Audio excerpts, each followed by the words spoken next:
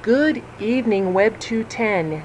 I apologize for being about an hour later than I anticipated being with getting this video up and running, but hopefully this will be sufficient for you folks to kind of understand the material we were going to cover in class tonight.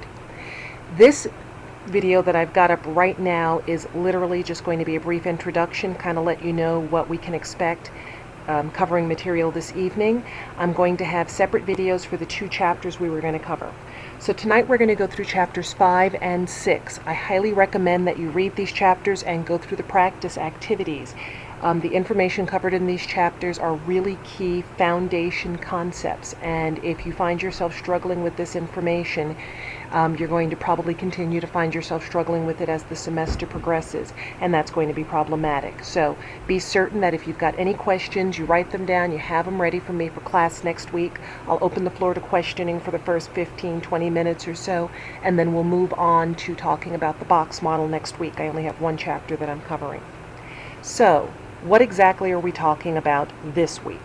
This week, Chapter 5 covers what's called Managing Multiple Styles, or the Cascade. This will be sort of a rehash and a little bit of an extension of information we've already covered this semester. That is to say, we're really going to talk a little bit more about the Cascade and its relationship to web design and how you do CSS and make use of the Cascade, and also how to overwrite any formatting changes that might come about as a result of either the Cascade or default browser formatting. So we're going to cover a few different topics with that. We're also going to look at Chapter 6, wherein we're going to talk about formatting text. Chapter 6 is the very first chapter in the beginning of the next section in the book where we actually start learning about different properties and values.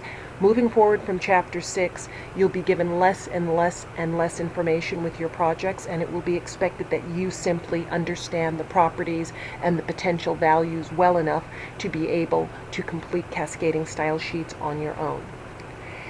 The materials that you're going to need in order to follow along with these lectures are as follows. You're going to need to download the Chapter 5 and Chapter 6 demo files, which are located in Moodle.